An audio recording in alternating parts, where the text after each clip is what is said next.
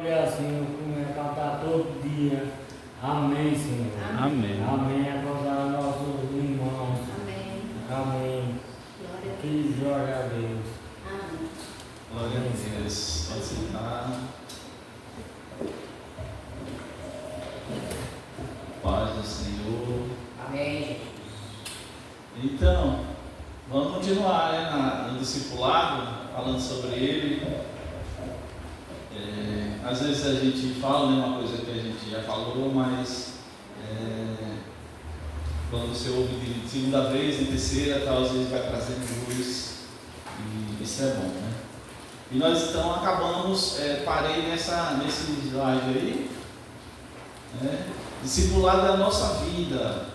Toda vez que eu estou assim, preparando, e aí eu lembro, discipulado da nossa vida. Me vem alguma coisa assim na mente, no coração, que realmente o discipulado não é só um programa da igreja, não é um programa que a igreja cria para a pessoa fazer. Isso também a discipulado é a nossa vida. Desde quando você entrega a vida para Jesus, a sua vida entra nesse processo de discipulado, tanto você aprende quanto você ensina. A gente é influenciado e influencia, dentro da igreja. A gente ouve uma palavra e aquela palavra faz algo na gente e a gente passa aquela palavra para alguém, E então discipulado é a nossa vida e a gente tem que entender isso. Eu vou vivendo e eu vou influenciando as pessoas e eu tenho que influenciá-las, para Cristo, para o modelo de Cristo. E aí a gente acabou ali, vou ler, O discípulo do Senhor, ele é sensível, ele é comprometido, A gente já falou isso. E aí eu encerrei com essa frase aqui: o comprometido está submisso a alguém. Leia comigo ali a palavra letrona. Confiável. O comprometido, o discípulo que é comprometido, ele está submisso a alguém confiável e a sua obra, cumprindo o que foi mandado ou acordado. Então, na verdade, o discípulo ele faz um pacto, um acordo. Eu assumo a minha missão de ensinar a outros aquilo que eu estou aprendendo. Eu faço um acordo, um compromisso, Aí eu coloquei essa frase, eu deixei na semana que eu falei sobre isso, O descomprometido não está sujeito a nada nem a ninguém. E é uma alma soberba e solitária. Todo mundo que é descompromissado, o descomprometido, ele é soberbo. Por quê? Porque ele acha que não precisa de ninguém me ensinar nada. Quem é que não tem algo a aprender ainda? A gente fala é verdade, a gente vai chegar no céu aprendendo, E quando chegar lá, a gente vai aprender coisas lá com Deus. Pelo menos eu creio nisso. Que lá no céu é onde, na verdade, vai se descortinar todas as coisas. A gente vai realmente aprender os mistérios, que Deus perguntou a João. Você sabe disso? Quando eu fiz isso, aquilo outro, tal, e João, não, eu não sabia de nada, Olha, a gente que estamos aqui. E aí a gente vai não sabe o que é soberbo. A gente vai. Eu sei o que é. Mas se a gente está fora, não sabe o que é. Então, soberbo é alguém que se acha, Então, a gente vai trabalhar hoje essa questão da confiança. Aí a pergunta ali: confiamos no Senhor? A gente confia mesmo no Senhor? Porque se eu não confiar no Senhor, como é que eu vou me submeter a Ele? Como é que eu vou querer ser discípulo de alguém que eu não confio realmente, totalmente? Então, para ser discípulo, eu tenho que estar com a minha confiança 100%, Amém? Se você não confia, como é que você vai querer aprender dele? A Bíblia tem um monte de homens que confiaram no Senhor, Por eles confiarem no Senhor, eles fizeram história, Um Abraão, um Davi, que confiou no Senhor e encarou um gigante, porque ele confiou em Deus. Ele disse: eu não estou, você vem para mim com espadas, tal, mas eu vou contra você em nome do Senhor. Eu confio no Senhor. Deus de Israel vai me entregar você, né? E eu vou arrancar a sua cabeça. Davi entregou então a gente filha dele. A gente vai trabalhar essa questão da confiança. O discípulo como alguém que confia. Amém? E aí eu quero ler o testemunho rápido desse irmão, Kate Phillips, né? Ele tem um livro, é um dos livros que vale a pena a gente ler, eu já falei ele, é clássico, né? Que é o Discípulo Radical, né? E ele fala uma coisa sobre confiança que eu achei interessante e eu destaquei aqui. Vou ler. Ele fala: enquanto eu lutava para entender o que significava confiar em Deus, Lucas 14:33 me atingiu em cheio. Da mesma forma, qualquer de vocês que não renunciar a tudo que possui não pode ser meu discípulo. Grifo, ao fazer uma relação das minhas bênçãos, de todas as coisas que considero preciosas, minha esposa, meus filhos, meu trabalho, minha saúde, meus amigos, minha reputação, meu lar, percebi que qualquer delas podia tornar-se um Deus para mim. Tive de admitir que, se Deus quisesse levar uma de todas elas, eu realmente entraria em crise.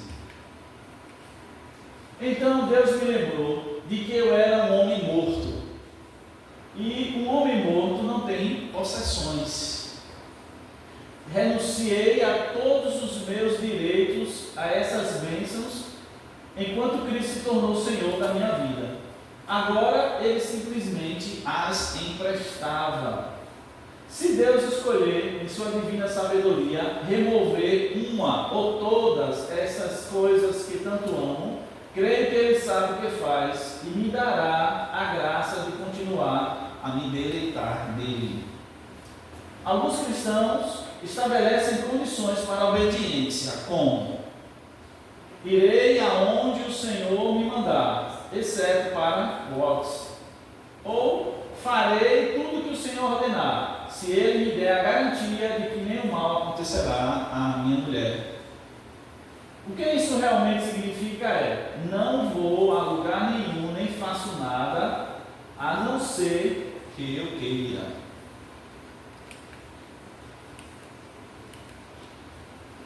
Quando estabelecemos condições para obedecer a Deus, negamos completamente nossa confiança nele. Então, sempre que a gente diz: Deus, eu faço isso se o Senhor fizer isso, ou se o Senhor não deixar isso, na verdade a gente não está confiando nele, né? Qualquer reserva quanto à submissão a Deus demonstra que achamos que sabemos cuidar de nós mesmos melhor do que Deus, e que Deus não sabe o que é melhor para nós. Que tolice! Qualquer coisa menos que submissão com alegria é negação da autoridade. Então, é um testemunho dele, né? E quando a gente estabelece condições para Deus, para fazer a vontade de Deus, é uma prova de que a gente não confia em Deus. Né? Então, é algo para a gente pensar nessa noite, certo? Então, discipulado, fazer discípulos e fazer discípulos confiantes. Nós precisamos confiar mais em Deus. A gente sabe que isso é fato, né? Precisamos confiar mais em Deus. E assim a gente vai conseguir fazer pessoas mais confiantes. Confiante é aquele que confia em outrem ou em algo. Crédulo, confiado, esperançoso. Quem confia é esperançoso. Quem confia em si, seguro, firme, despreocupado. Eu achei interessante esse sinônimo de confiança, é você ser despreocupado. Se você confia, você fica despreocupado, né? Tantas coisas que chamam a nossa atenção, que nos ocupam, né? Que nos preocupam. Quando a gente confia em Deus, a gente não se preocupa. Amém, irmãos? Amém. Confiança É a certeza ou segurança no modo de agir ou proceder. Convicção. Esperança firme. Atrevimento. Quem confia é atrevido. É ousado, usando uma palavra mais bíblica, né? É ousado. Então quem confia é ousado, é atrevido. Eu confio em Deus, né? E por que eu vou ficar com medo? Né? Então quem confia em Deus sabe que é Deus que vai ser por nós. Se Deus é por nós, quem será contra nós? Né? Aí vai ter um monte de coisa, né? Mas você diz, não, mas Deus está do meu lado. Se Deus está do meu lado, por que eu vou ter medo? Confiar é ter fé. Entregar é confiança. 1 João 5,4 diz o quê? Me ajudem aí. Então a gente está trabalhando essa questão da confiança. Nós não seremos discípulos mesmo se a gente não confiar em Deus. O que é nascido de Deus vence o mundo. E esta é a vitória que vence o mundo, a nossa fé. Então nós temos fé. Quem tem fé, né? Confiar é ter fé. Eu tenho fé, eu confio e eu me entrego a Deus. E a minha fé em Deus é que me faz vencer o mundo. Amém? Amém. Confiança é o resultado da fé. Quem tem fé, confia. Descanso é o resultado da confiança. Mas descanso. Repare, olha. Descanso. Confiança é o resultado da fé. Descanso é o resultado da confiança. Confiança é o resultado da fé. Se eu tenho fé, eu confio. E quando eu confio, né, eu descanso. Vamos ver esse texto aí, Hebreus, capítulo 2, 4, versículo 2 e 3, 9 e 11 e o versículo 14. Pulando, né? 2 e 3. Pois as boas novas foram pregadas também a nós, tanto quanto a eles. Mas a mensagem que eles ouviram de nada lhes valeu, pois não foi acompanhada de fé por aqueles que a ouviram.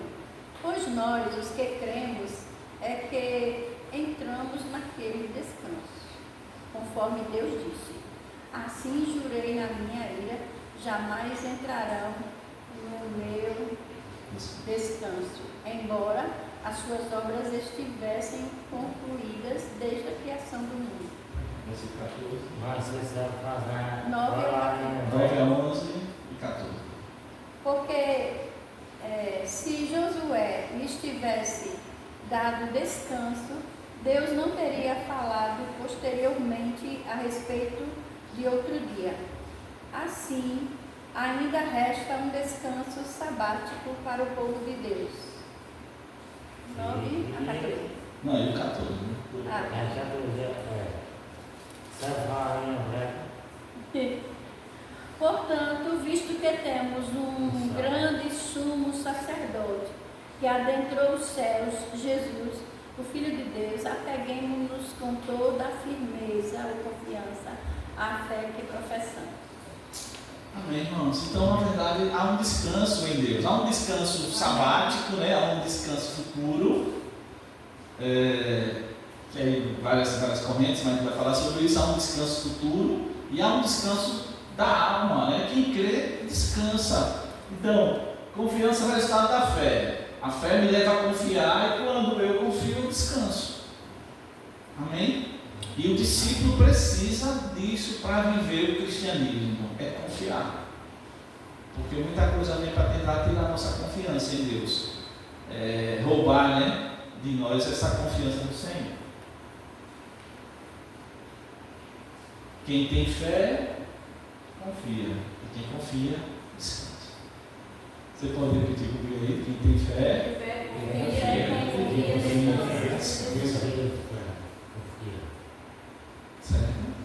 certo? Confiança talvez seja a palavra da hora, mas em quem ou em que confiar? Né? Em quem ou em que confiar? Nós estamos aqui, né? confiar no Senhor, né? Confiar no seu Deus. Tem pessoas que confiam no homem, né? Confia no homem. Esse texto aí justamente mostra que a gente não deve confiar no homem, né? Por quê? Porque o homem não é digno de confiança. Fazer do homem nosso braço forte é problema, né? Então a gente não pode confiar, né, nos homens. Vamos ver Filipenses 3:4. Filipenses 3:4.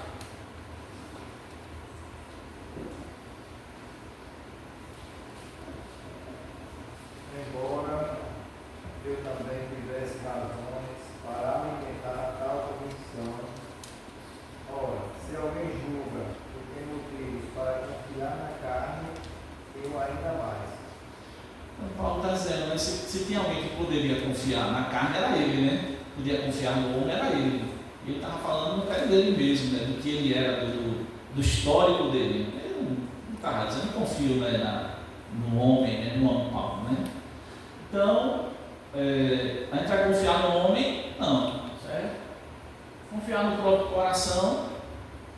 Não, né? Esse texto mostra isso, né? São textos que falam sobre essa questão de confiar no próprio coração. Não. Alguém lê aqui Provérbios 28, esses são mais conhecidos, Provérbios 28, 26. Provérbios 28, 26.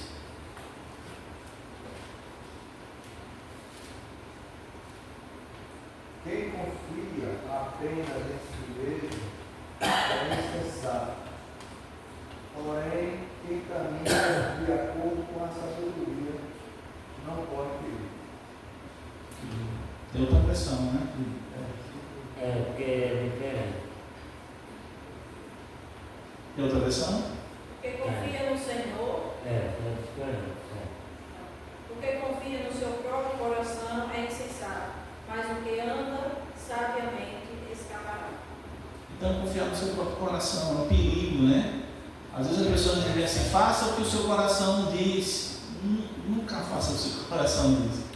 Certo? Eu fiz uma postagem no lugar, tudo tem que fazer o que o coração diz, né? É fazer o que o coração diz, que a mente diz, que a palavra diz, que as pessoas de Deus dizem, né? Seus líderes, e principalmente do que Deus diz. Então não é fazer o que o seu coração diz. Porque o coração, às vezes, ele pode nos enganar, né?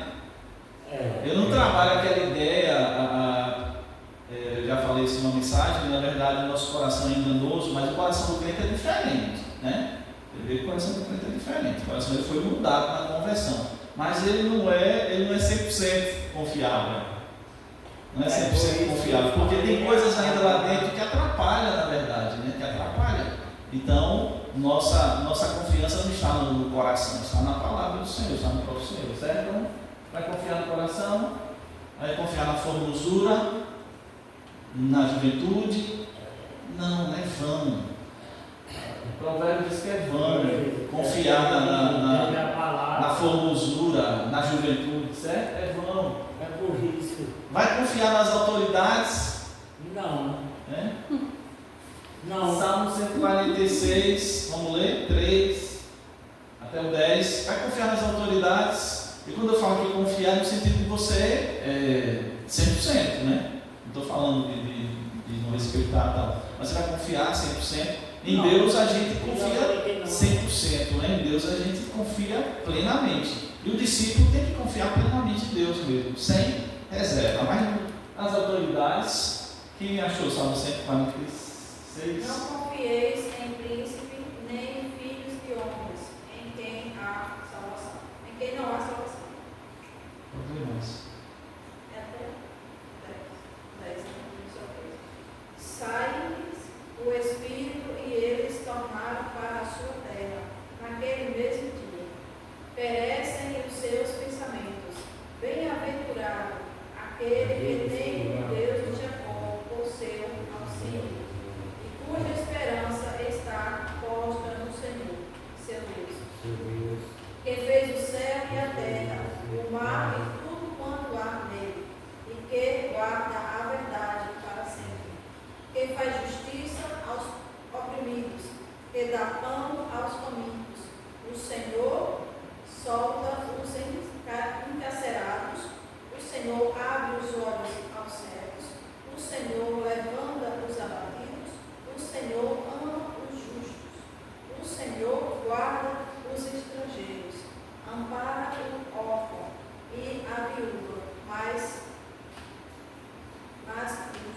torna o caminho dos ímpios, o Senhor reinará eternamente.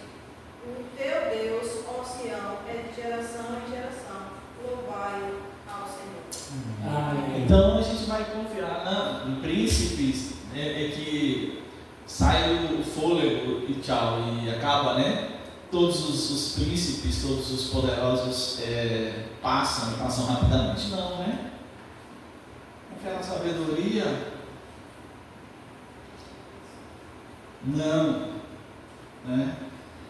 E quando eu falo essa questão, estou falando 100%, né? Tudo isso tem o seu lugar, né? Mas eu vou confiar sempre na sabedoria 100%, vou colocar a minha vida na sabedoria? Não. Certo? Até a sabedoria é limitada para a gente. A gente não sabe, né? A gente não sabe tudo, a gente sabe alguma coisa.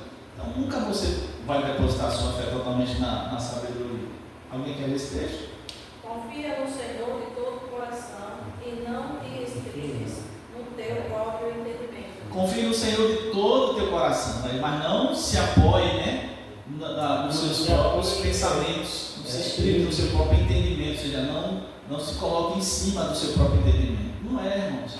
Então essa questão, às vezes a gente quer ser guiado, né, pela lógica, pela razão, pela sabedoria. A gente é perigosa. Não existe. A gente tem que confiar no Senhor todo o Confiar coração. no Senhor, não existe. Confiar, né, nos meios, nos instrumentos que Deus usa, alguma coisa que Deus usa. Necessariamente não. Eu sei. Certo? Necessariamente não. Por quê? Porque são falhos. Né? São falhos. Repare que eu sou uma das pessoas que eu entendo que a gente precisa confiar nas pessoas, certo? Precisa dar um voto de confiança.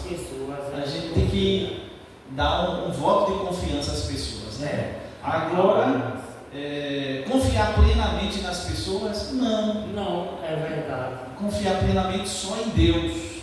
Amém? Confiar plenamente só em Deus. Confiar nas riquezas.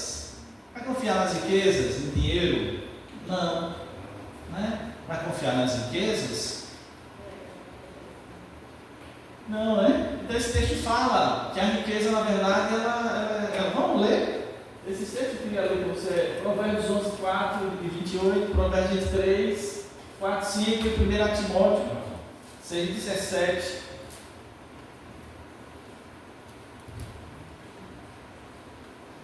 De nada vale a riqueza no dia da ira divina, mas a retidão livra da morte.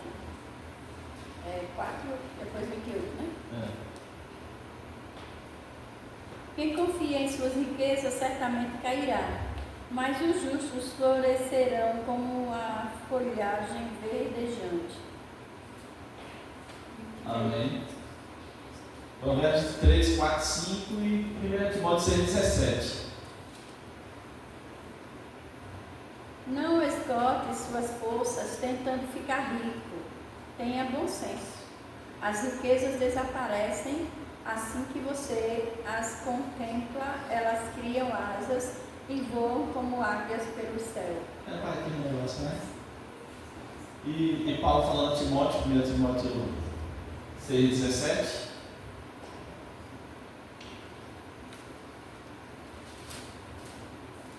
Mas aos ricos deste mundo que não sejam altivos, nem ponha a esperança na insensatez, na incerteza das riquezas, mas em Deus, que abundantemente nos dá todas as coisas para delas gozarmos, que façam o bem, enriqueçam em boas obras, repartam de boa mente e sejam comunicáveis. Ok. Então, confiar nas riquezas? Não. Né? Plenamente? Não. Jesus, ele confiava em Deus, não nos homens. Ele fala isso claramente algumas vezes. Eu sei quem é os homens. Ok? E aí, eu queria ler só isso aqui, João 2, 23 a 25. Mas na verdade, irmãos, são exemplos de coisas que os homens confiam, né? Os homens confiam nessas coisas aí. Nós não, nós confiamos no Senhor, certo? João 2. Enquanto estava em Jerusalém, na festa da Páscoa, muitos viram os sinais milagrosos que ele estava realizando e creram em seu nome. Mas Jesus não se confiava a eles, pois conhecia todos. Jesus ele não sabia quem era o homem, né? Então ele não se confiava aos homens, ele não botava a fé dele, né, nos homens, nem nas respostas dos homens, mas a confiança de Jesus estava em Deus, né, no plano do Pai para ele. E um discípulo do Senhor tem que entender isso, né? A nossa confiança plena somente em Deus, nem em homem, nem em riqueza, nem na sabedoria, e nessa ruma de coisa aí, nem no próprio coração. O discípulo ele confia plenamente no Senhor. Às vezes até para a gente discipular, você vai discipular, às vezes você começa a confiar demais no discípulo de Jesus que está começando, ou você confia demais em você porque você acha que você já está 100%, está preparado, e você vai e se frustra. Até para fazer discipulado, né, que é o foco aqui, você tem que confiar no Senhor. É Deus, Espírito Santo vai fazer a obra. E nós somos instrumentos do Espírito para fazer essa obra. A gente se frustra muito porque, principalmente líderes, né, a gente se frustra muito porque a gente acha que somos nós que vamos fazer as coisas acontecerem. E na verdade nós somos instrumentos de Deus. Quantas vezes, se a gente for olhar, né, pelo resultado, a gente se frustra e vai dizer: meu Deus, né, trabalhei tanto e eu não estou vendo quase nada, ou pouco estou vendo, né? Alguns homens de Deus dizem assim: confia nas obras das nossas mãos, né? Ou seja, deixa eu ver o que eu estou fazendo, porque isso faz parte da gente, quem gosta disso, mas a gente não pode confiar nisso. A gente tem que confiar no Senhor. O discípulo, o discipulador, né? Quem vai fazer discipular tem que confiar no Senhor, porque senão pode se frustrar. E às vezes a gente se frustra porque a gente está confiando, às vezes até na nossa experiência, no nosso conhecimento. Tudo isso tem o seu lugar, certo, irmão? Mas eu estou querendo focar nisso, que se a gente quer fazer a coisa acontecer, eu tenho que fazer tudo confiando plenamente no Senhor, certo?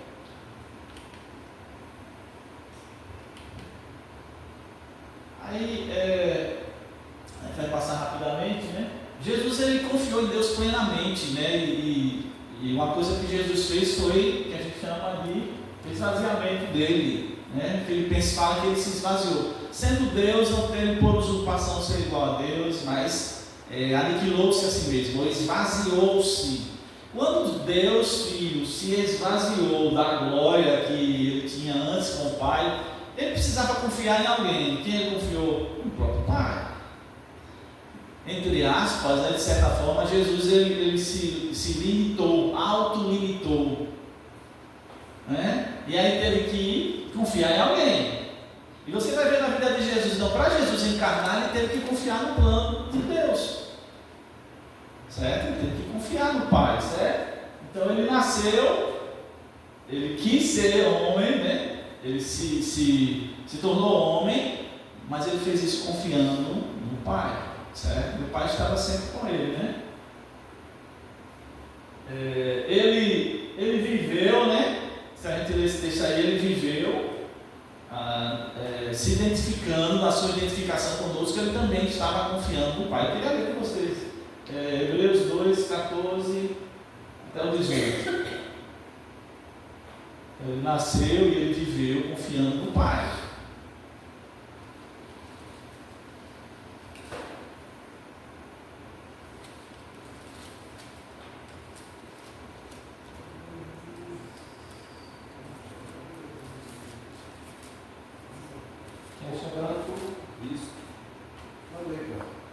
Visto, pois, que os filhos têm participação comum de carne e sangue, destes também ele igualmente participou, para que, por sua morte, destruísse aquele que tem o poder da morte, a saber, o diabo, e livrasse todos que, pelo pavor da morte, estavam sujeitos à escravidão por toda a vida. Pois ele, evidentemente, não socorre anjos, mas socorre a descendência de Abraão. convinha que, em todas as coisas, se tornasse semelhante aos irmãos, para ser misericordioso e fiel sumo sacerdote nas coisas referentes a Deus, e para fazer propiciação pelos pecados do povo.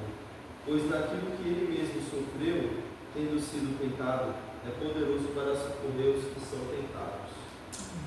Na verdade, a vida dele é a obra dele, né? A obra de redenção, a vida de Jesus é uma vida, na verdade, debaixo de um propósito, confiando em Deus.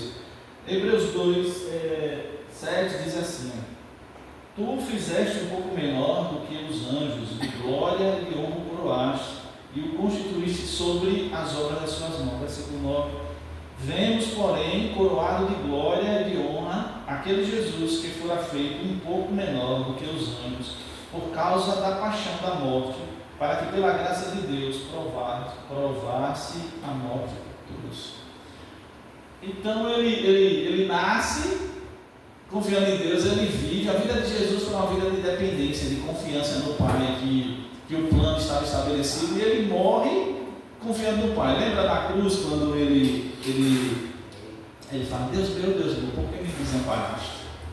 E depois o que é que ele diz? Quando ele vai morrer mesmo, vai esperar, o que é que ele diz? Pai, nas tuas mãos entregue meu espírito. Ou seja, é como se Jesus estivesse dependendo da operação. A gente fala, na Bíblia fala da ressurreição de Cristo, que foi o Espírito que ressuscitou Jesus. Outro texto fala que Deus ressuscitou Jesus. E tem um texto que fala que ele ressuscitou por conta dele mesmo. Mas na verdade você vê que havia uma dependência de Jesus, né? Do poder do Pai. Ele confiou plenamente no Pai para vir e se materializar, né? Vir para cá. Então, confiar em Deus, pegando isso de Jesus, é saber que você nasceu, vive e morrerá para a glória dele. Amém. Então, se eu quero confiar em Deus, eu tenho que entender isso, que eu nasci, né? Porque Deus quis que eu nascesse. Quantos não nascem, né? Quantos são abortados, quantos são, são mortos, doenças matam logo na idade nova, né? Tem idade, e Deus me fez vir. Então, eu estou aqui, eu nasci porque Deus quis que eu nascesse.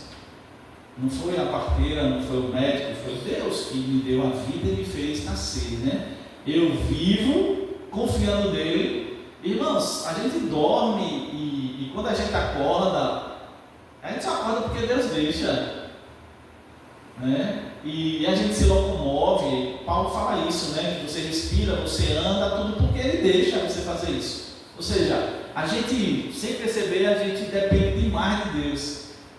E a gente tem que trazer isso para a consciência, né? Eu confio que eu vou daqui a pouco para casa. Eu vou pegar o transporte e vou chegar em casa. Eu confio que eu vou chegar em casa e vou entrar e está tudo de boa lá. É confiança, a gente vive isso, então a gente tem que trabalhar isso. E eu tenho que entender que a minha morte, quando ela vir, ela tem que ser para a glória de Deus. Então Jesus, ele nasceu, viveu e morreu totalmente confiando no Pai. E foi para a glória do Pai. Essa tem que ser a gente, certo? Então esses textos dizem isso que eu estou falando, né? Aquele que começou a boa obra em vós, ele vai aperfeiçoar até o dia de Cristo, certo? Aí, Coríntios 10:31, que a gente conhece bem, quer você coma, quer você beba, faça qualquer coisa, faça para a glória de Deus. Romanos 14:7-9, se você vive, se é dele, se você morre, é dele. Então, vivendo ou morrendo, somos do Senhor. Então, confiar em Deus, percebe que é tirar a mão do volante, né? É tirar a mão entregar a rédea ao Senhor, ou leme, guie, Senhor, minha vida. Eu confio no Senhor que o Senhor vai me conduzir todos os meus caminhos. Eu confio que o Senhor vai tomar a frente. Todos, né? Desde o meu existir até o dia que eu morrer. Confiar em Deus. É o texto que a gente leu em Hebreus, esses dias a gente tem pensado sobre isso, 2, né? Eu preguei lá no Marcos Soeiro. A gente fica com medo da morte e aí nos tornamos escravos durante toda a vida. Jesus se manifesta para destruir aquele que tinha o império da morte, que era Satanás. Ou seja, para que a gente perca esse medo. E é uma coisa que bate na porta de todo mundo, né? Vai bater na porta de todo mundo o dia de você partir. E aí a questão é, a gente confia de que quando a gente partir, né? Deus ele vai estar também tomando a frente, né? Ele vai também estar tomando a frente disso? Ou a gente acha, não é sério isso, parece essa coisa assim, ou você acha que é um vírus, uma bactéria, a doença X ou Y que vai ter o poder de fazer o que quer a sua vida sem uma confirmação, né? uma liberação de Deus? Você acha que claro que tem a vontade do homem, né? O homem faz coisas e colhe aquilo que plantou, mas falando para crente, para discípulo, será que a nossa vida não está dentro de um cronograma, que eu tenho que confiar naquele que fez o script, né? Que fez a minha vida? Ele já sabe de tudo, ele anunciou o final e o início, está tudo lá escrito, eu vou vivendo aquilo que já está estabelecido lá. Coisas que eu ia fazer, ele já sabia, está escrito lá e já está, é o desfecho. A gente crê ou não crê nesse negócio, né? Nós somos discípulos, estou falando para todo mundo, né? Porque o povo aí, mesmo assim, está guiando, né? A vida de todo mundo. Mas eu estou falando de discípulos. Então, o discípulo precisa confiar. Confiar plenamente. Então, se a gente não confia plenamente em Deus, vai ser difícil a gente fazer as pessoas confiarem plenamente em Deus, né? Será que é o meu trabalho que é o que me dá o meu salário e que me mantém? E quando o salário, você perde o emprego, você perdeu a sua suficiência, seu suprimento, você perdeu daquela forma, né? Você vai acreditar que Deus vai lhe dar outra coisa. Talvez aperte-se, né? Mas ele abre outra porta, outro meio, né? Então, às vezes confia no salário do mês e às vezes o salário não dá. Mas você confia no Senhor, que vai prover todas as suas necessidades e agora é para Ele mesmo. Então, confiar no Senhor é um pré-requisito para ser discípulo e para discipular. Porque como é que eu vou passar isso para as pessoas? Eu não estou falando de vida 100%, né?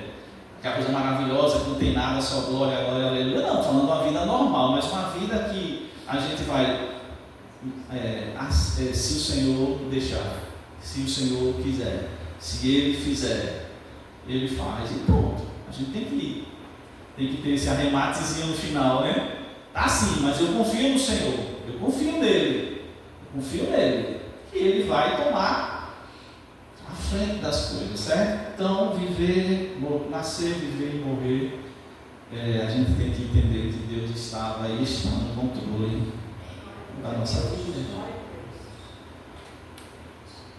Ou você acha que não? Você nasceu no Brasil e nasceu talvez aqui em Sergipe ou em outro sei lá, outro estado, só de sei lá o que, não.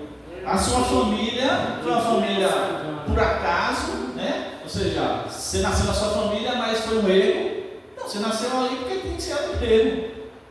E ali tem coisas boas que você herdou e coisas ruins. As ruins você vai trabalhar a vida toda para lidar com ela, e as boas você vai aperfeiçoar, você vai fazer ficar mais forte. Ou seja, nós não acreditamos no acaso, né? Nós acreditamos na providência. É Deus que providencia as coisas. E eu tenho que fazer isso e confiar nele, né? Às vezes até coisa ruim mesmo que aconteceu, Deus vai usar aquilo para a glória do Senhor.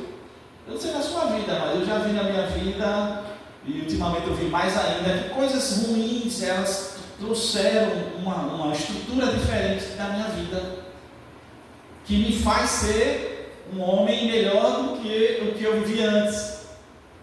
Então, até as coisas ruins que acontecem com a gente, Deus está governando, irmão. E se a gente confiar, é como se o negócio fica mais fácil. Mas se eu ficar brigando, Quantas vezes a gente entra em crise porque a gente fica, mas por que aconteceu isso na minha vida? Ah, por que eu fiz aquilo, tá, aquilo outro? E por que não sei o que lá? Ao invés de você dizer, olha, aconteceu.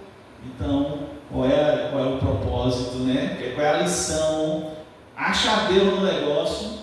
Nós que somos crentes, né? A gente acha Deus. Onde é que eu acho Deus naquela encrenca? A gente tenta achar Deus lá. Ver Deus tirando você. Então, esse detalhe que faz toda a diferença da gente confiar ou não, confiar que existe um soberano, né? Que está no governo, no controle. Por exemplo, ampliando esse negócio, eu acredito que é homem nenhum que vai acabar com o mundo. Não é homem nenhum, não é botão de ninguém que vai acabar o mundo, não é nada. É Deus que vai fazer o desfecho dessa terra, usando às vezes a terra, maldades deles, mas é Deus que vai fazer, dar o desfecho. Se Deus fizer um açúcar assim, olha, Detalhe importante. ele acaba com o mundo, com tudo. Detalhe importante. Conhecimento produz confiança que gera ousadia. Certo? Conhecimento, ele produz confiança que gera ousadia. Amém? Então repare como é importante, porque quanto mais eu conhecer a palavra de Deus, quanto mais eu conhecer a Deus, há uma tendência muito natural de eu começar a confiar mais nele. Né? E se eu confio mais em Deus, eu fico um filho mais ousado. Né? Eu fico um filho mais ousado. No sentido, esse ousado no sentido positivo, não tem nada a ver com rebeldia, arrogância, não tem nada a ver com isso, né? Mas ousadia no sentido de viver. A gente precisa aprender uma coisa que eu tenho tentado mais do que antes, aprender a viver, irmão. A viver. Né? Eu vou dar um exemplo que eu nunca me esqueço. Em uma das aulas de preparação para o batismo, uma moça me perguntou, já falei isso aqui mais uma vez, mas são coisas que marcam, né? Ela disse, pastor, por que parece que as pessoas do mundo são mais felizes do que os crentes? E aquela pergunta acendeu o luz desde a época, e eu fiquei dizendo, porque as pessoas estão daqui da terra focadas muito mais na terra, e a gente está pensando mais no céu. É uma resposta. Mas eu acredito que também, irmãos, a gente precisa aprender a viver melhor aqui na terra. Porque no céu já está tudo perfeito. Né? Eu não vou precisar mostrar a minha determinação lá no céu. Eu não vou precisar mostrar a minha fé lá no céu. Eu não vou precisar mostrar a minha esperança lá no céu. Eu não vou precisar mostrar meu amor lá no céu. Não vou precisar mostrar nada lá no céu. Lá no céu eu vou viver tudo isso. Então é aqui na terra que eu preciso viver, evidenciar tudo aquilo que Deus deu para a gente. Né? Ou seja, ela falou, né, porque o povo do mundo parece que é mais feliz do que, é mais alegre, mais feliz do que o povo dos crentes. E às vezes parece. A gente sabe que não é, né? Mas parece. Eles parecem às vezes mais felizes do que os crentes. E por que os crentes são infelizes? Qual motivo eu tenho para ser infeliz? É coisa para a gente refletir. Qual é o motivo que eu tenho para ser uma pessoa infeliz? Vamos. Que motivo eu tenho para ser infeliz? Eu tenho um monte de motivos para ser feliz. Motivos eternos e motivos terrenos. Eu tenho. Eu creio que vocês também têm. Por exemplo, eu tenho uma família. Minha esposa, 32 anos, altos e baixos, mais altos do que baixos, graças a Deus. E minhas filhas, meus tesouros, e agora meus genros, meu netinho, um lugar para eu dormir, comida todo dia, a vida toda. Ou seja, se você for colocar uma igreja local, que eu pastoreio já há 30 anos, como pastor, fora como líder. Ou seja, eu tenho o que para ser feliz? Eu posso achar mais duas coisas, mas quando você bota na balança, você vai dizer, meu Deus, não tem como pesar, o peso é muito pouco. Isso é obra de quem? De Deus. deve me levar a confiar mais nele, para eu ser um pouco mais ousado. Glória a Deus. Né? Que é uma das coisas que falta em nós cristãos. Nós somos muito freio de mão puxado, tolhido, né? Tem muito freio de mão puxado. E a gente vê uma galera aí fora, né, e alguns irmãos nossos que às vezes são muito ousados, até fazem coisas que eu não faria, que eu acho que não é legal. Mas eles são mais ousados, porque eles confiam. Né? Eles confiam que Deus vai estar ali. Eu já vi algumas pessoas, não vou citar nome, vocês conhecem, que fez umas coisas que eu achava que era loucura, né? Mas o jeito de fazer era bonito, que era uma fé, né? Era uma confiança de que aquilo ia tal, e eu olhando assim, rapaz, como é que entra um negócio desse? Por quê? Porque minha personalidade é mais, né? Fechada, é mais lenta, né?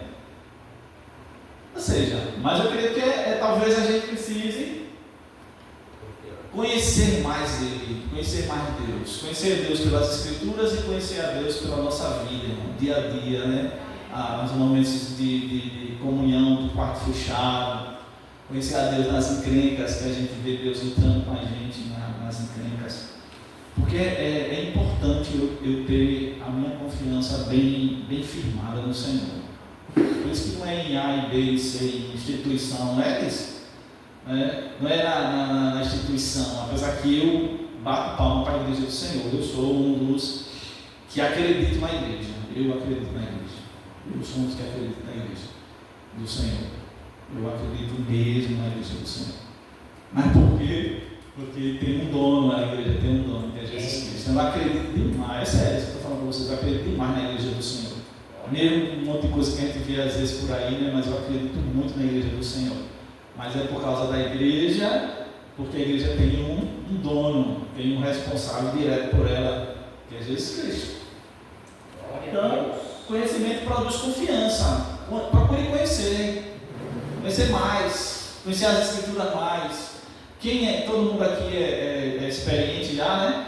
E sabe que quando você começa a ler, você começa a estudar, vai trazendo um negócio, né?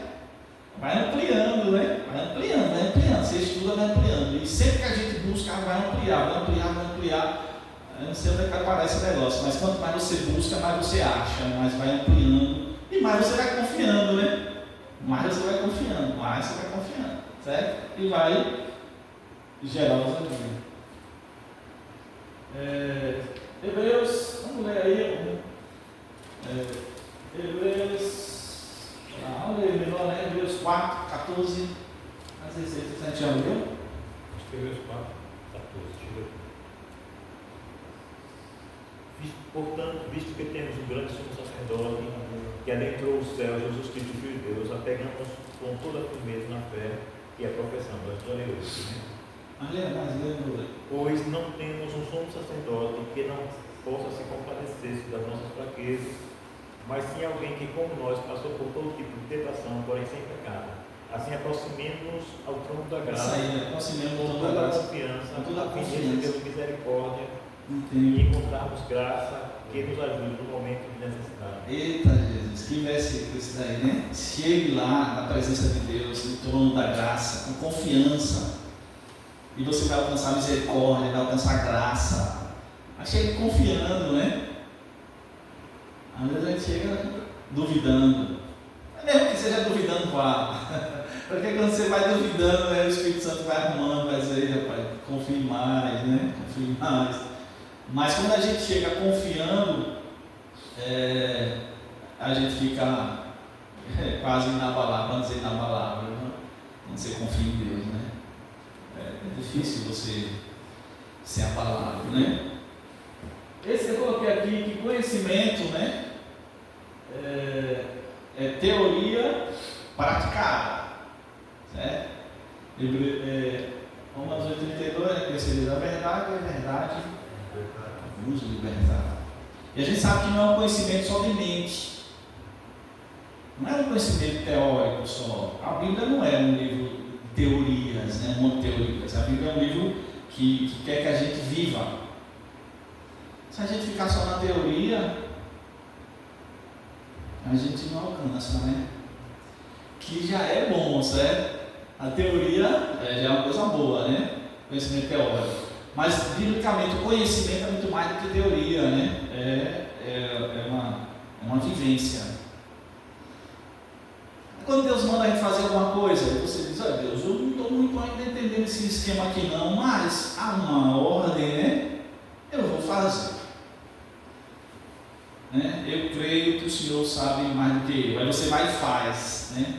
Você sabe que Ele disse a ordem, você sabe que aquilo pode produzir alguma coisa, mesmo que você não esteja, digamos assim, tão consciente. Então você vai e faz. E esse conhecimento, né, que é uma teoria praticada, ele produz resultado, irmão. Pastor, podia passar em branco, né? Tem que falar algumas coisas. Pode falar. Eu estava ouvindo uma ministração, estava no Cid da noite, e pediu no dia seguinte, eu ouvi, me chamou a atenção porque também eu acho que é assim. Quando você tem paz, aquilo que você está pedindo, né? Aquilo que você quer fazer, você sente aquela paz, né? Não, vai dar certo, né? Vai dar certo. Você já vai fazer aquilo ali sabendo que tem resultado. Eu quero crer que é assim, mas a pergunta é: existe uma paz enganadora, não? Uma falsa paz? Paz existe. Certo, existe. Tem um texto, acho que é Colossenses, mas seja a paz o árbitro do seu coração, ou seja, o juiz. O juiz de algumas coisas na vida da gente é a paz. Só que eu me lembro, quando eu entro nesse assunto, eu me lembro como era o nome dele, pastor Sérgio e Rosângela, lembra? Antigão, lá da Ebenezer Augusto. Era Rosângela, né? Aquela moreninha, acho que era. Aí ela dizia uma coisa assim, isso, né? Quando você sentir paz, é o Senhor que está mandando você fazer, né? E aí, só que acho que foi ela, ou fui eu já que fiz esse acréscimo, não me lembro. Mas aí é o seguinte: se você estiver na presença dele, né? Se você realmente está em comunhão com Deus, para não dizer 100%, 95% ou mais, essa paz ela pode vir do próprio Deus.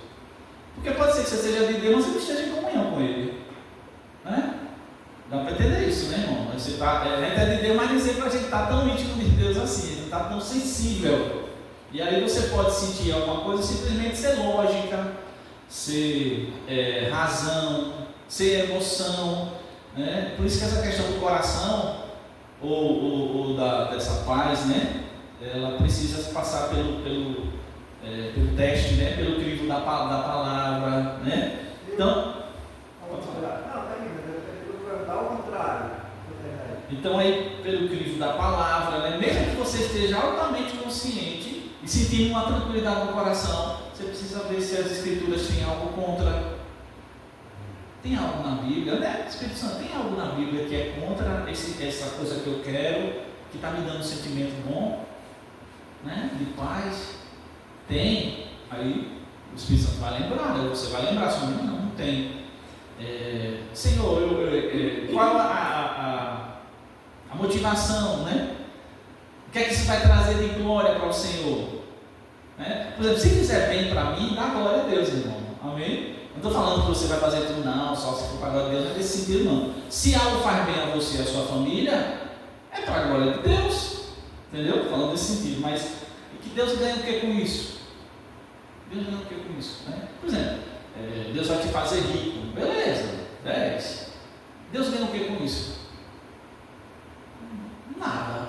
Eu vou curtir, vou viajar, não sei o que lá, nada errado. Pode trazer uma paz, entendeu? Você vai ser, por exemplo, chega um emprego e esse emprego vai lhe dar um salário 5 vezes mais do que você ganha e vai diminuir a carga horária. Você diz: pronto, meu Deus do céu, eu vou ter tempo para Deus e tal, mas será que é mesmo, né? O que é que Deus vai ganhar com isso? Né? O que é que Deus vai ganhar com isso? Mas coloca um pouco. Não, é o contrário, né? Quando a gente não tem paz, mas quer fazer algo e não tem aquela paz. Não faço, está me incomodando. Não pode ser também algo parecido, não, de você não ter paz porque você não entendeu. Pode ser, né? Pode ser. Você é para fazer aquilo, mas você não está tendo paz porque você não entendeu. Né? na minha opinião, o que é que se faz? Não faz, espera chegar, entendeu? Eu acho assim, quando você não tem, está em dúvida, quando está em dúvida, né? Foi uma dúvida, que é uma dúvida, né? Eu estou querendo fazer, mas eu não sinto nada, é dúvida o nome disso. Ainda não houve, ainda não se sincronizou, né? O espírito, a alma e o coração. Então é em dúvida, dúvida você não faz, você espera. E tudo que é de dúvida, a Deus que é pecado, certo? Então tem que ter convicção, né? E a convicção, ela não é só uma coisa racional, é uma coisa também emocional, é espiritual para a gente.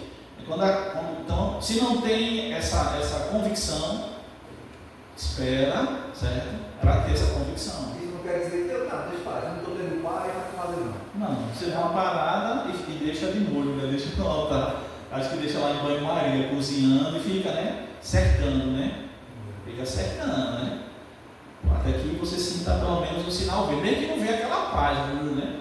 Porque tem coisas que Deus manda a gente fazer que na verdade, entre aspas, bate uma angústia, mas bate umas incertezas, né? Bate uns desafios, melhor dizendo, uns desafios que se você ficar olhando para o desafio você não vai, né? Deus faça isso, você, mas Deus, isso aqui é muito alto para mim, é um passo além da minha perna, estou sentindo, né? E se eu fizer isso por mim mesmo, eu vou tomar uma rasteira, né?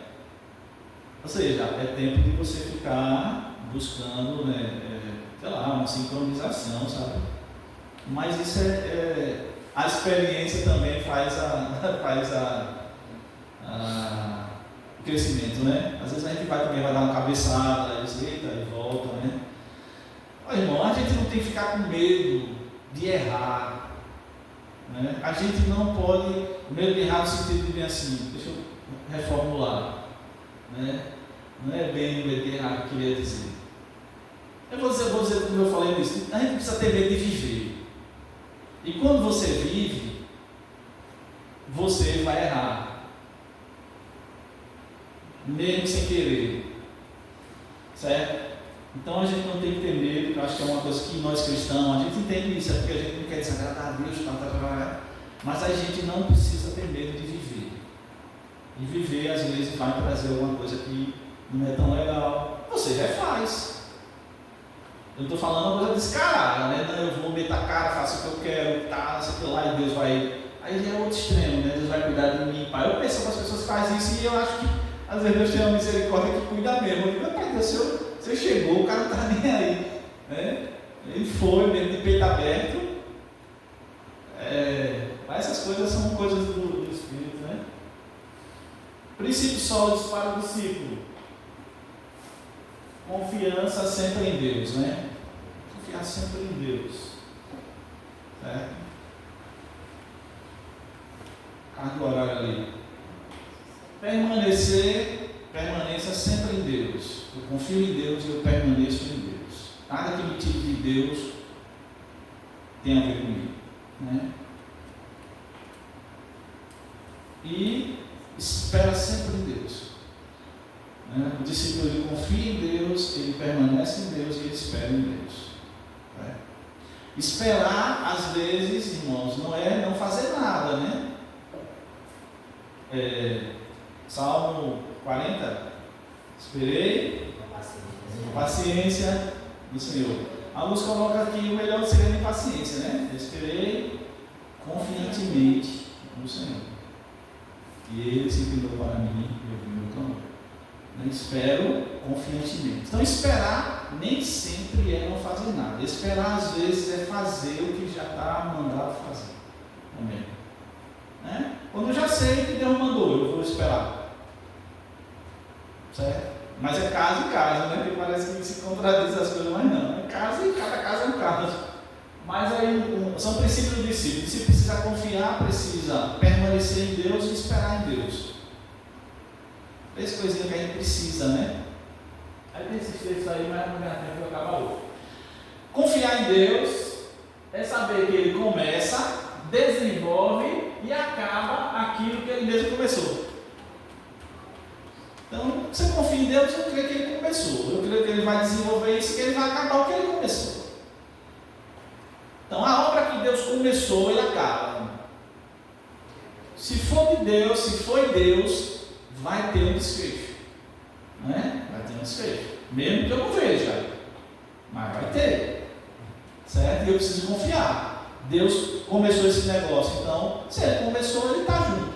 E ele vai me levar até o final desse negócio. Né? Certo? É saber que Ele ainda é e para sempre será o mesmo Deus conosco, né? Esses textos falam isso, esses salmos, da presença de Deus, em meio a um exército incerto, ele fala ali, né? Esse texto me fala isso, né? Nos salmos aí. Todos eles falando da presença de Deus, independente do que você viva, né? Ele está lá, né? No meio da tempestade, sei lá. Um exército cerca você, ele está lá, você confia, ainda que ande pelo vale da sombra da morte, não temerei algum. Por quê? Porque ele está conosco. Não é porque eu sou valente, é porque eu sou bravo e tal, né? Não é porque ele está comigo, mesmo que eu ande pelo vale da sombra da morte. Ele está ali. Aí se ele quiser deixar, a morte leva. Se ele não quiser, a morte não leva. Né?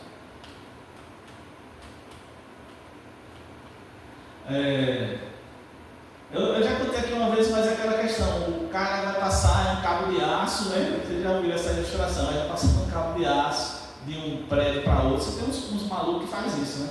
Aí o cara vai passar de cabo de aço de um prédio para outro, aí ele vai com aquela vara, né, tal, aí todo mundo apreensivo, né? Mas ele vai e passa, né? Aí ele volta com a vareta, né? Equilibrando aquele cabo de aço.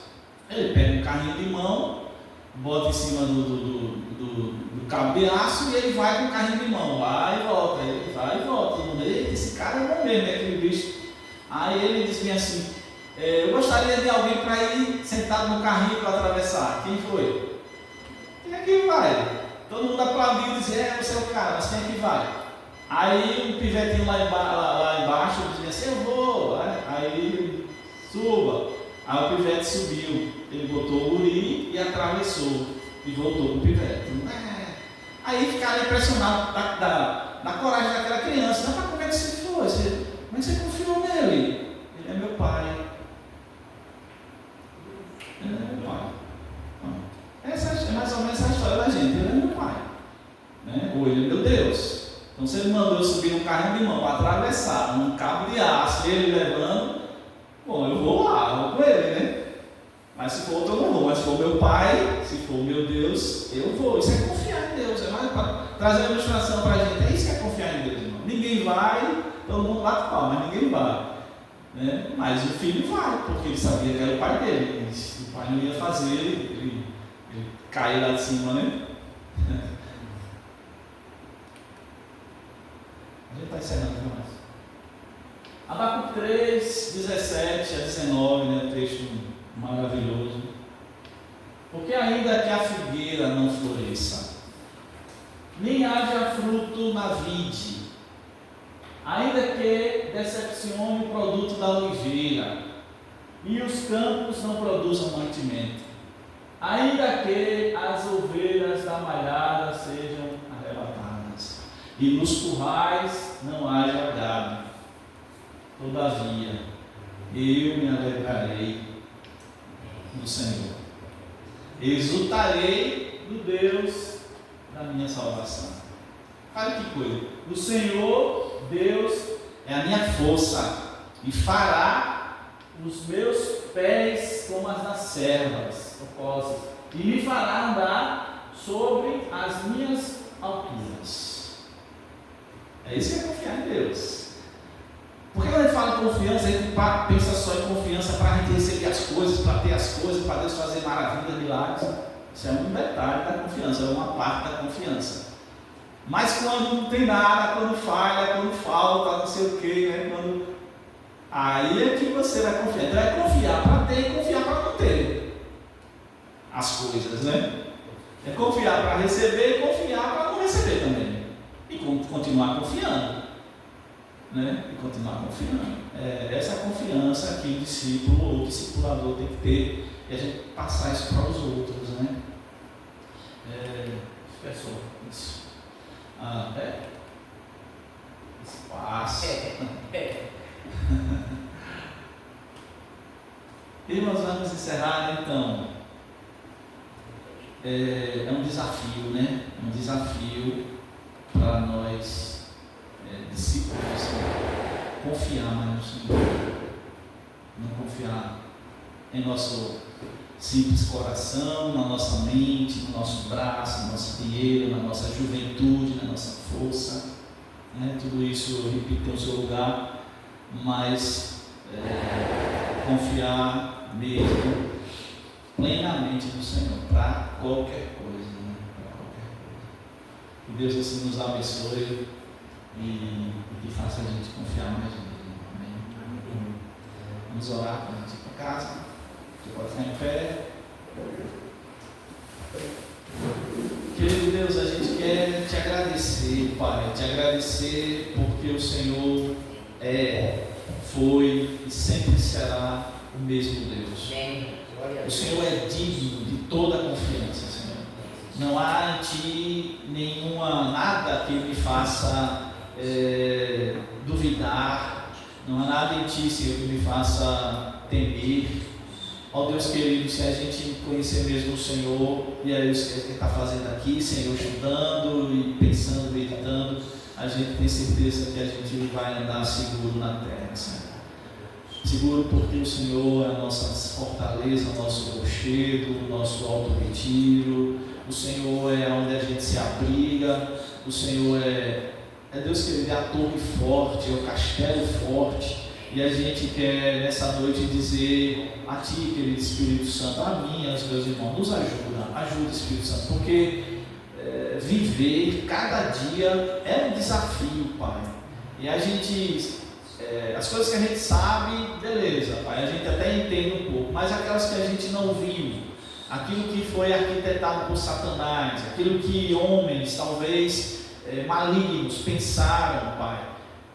E outras coisas, ó Pai, que são da vida, assim, situações do nosso dia a dia, ó Deus querido, e a gente nem deu conta, Senhor, mas Deus, a gente está aqui nessa noite dizendo obrigado, porque a Sua destra fiel, Deus, está conosco, Sua mão direita, Seu braço forte, está sempre conosco, e a gente quer Te agradecer por tudo que o Senhor já fez, até aqui, até hoje, mas também pelo que o Senhor planejou para o nosso amanhã, Deus. Deus, que eu e meus irmãos que vieram nessa noite, Senhor, possamos sair daqui com isso no coração e na boca também, nas palavras, Senhor, dizendo assim, Ele é digno de toda confiança e eu vou viver confiando plenamente, em nome de Jesus. Amém. Deus abençoe em nome de Jesus. Amém.